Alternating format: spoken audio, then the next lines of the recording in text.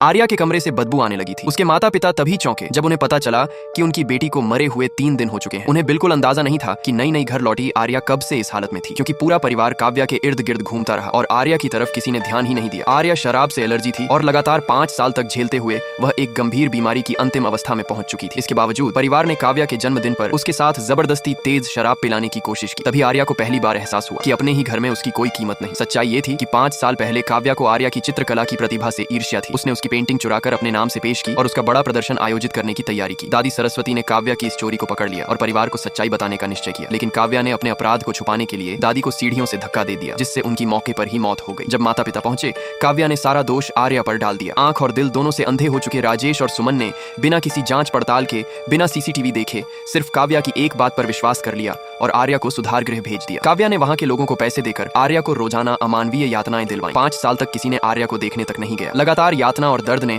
उसे एक गंभीर बीमारी दे दी जो अंतिम अवस्था तक पहुंच चुकी थी। जब उसके पास सिर्फ 3 दिन की जिंदगी बची थी, मानवीय कारणों से उसे रिहा किया गया, लेकिन उसकी रिहाई पर भी माता पिता उसे लेने नहीं आए। वे काव्या के लिए चित्र प्रदर्शनी की तैयारी करने में व्यस्त थे। जब आर्या घर लौटी, माता पिता और भाई विवेक ने उसे देखकर खुशी के बजाय डांटना शुरू कर दिया कि वह अचानक आकर काव्या की प्रदर्शनी में बाधा डाल रही है। आर्या कुछ कहना चाहती थी, लेकिन किसी ने उसे बोलने का मौका ही नहीं दिया। काव्या ने भी नकली चिंता दिखाते हुए उसके पास आई और जैसे ही माता पिता ने नजर हटाई, उसने चुपके से अपने हाथ को चाकू से काटकर आर्या पर हमला करने का झूठा आरोप लगा दिया। पूरा परिवार तुरंत काव्या के चारों ओर इकट्ठा हो गया। राजेश ने बिना कुछ पूछे आर्या को थप्पड़ मार दिया। अगले दिन काव्या के जन्मदिन की दावत में जब आर्या थोड़ी देर से पहुंची, भाई विवेक ने उसका मजाक उड़ाया। सब भूल चुके थे कि उस दिन आर्या का भी जन्मदिन था। राजेश ने सबको शराब उठाने को कहा और आर्या को भी पीने पर मजबूर किया। शराब से एलर्जी होने पर भी न मानने पर उसे घर से निकाल देने की धमकी दी गई। जिंदगी में बचे हुए अंतिम समय को वह इन्हीं लोगों के नाम समझकर आर्या ने मजबूरी में शराब पी ली। कुछ ही देर में वह बेहोश होकर गिर पड़ी। तब सुमन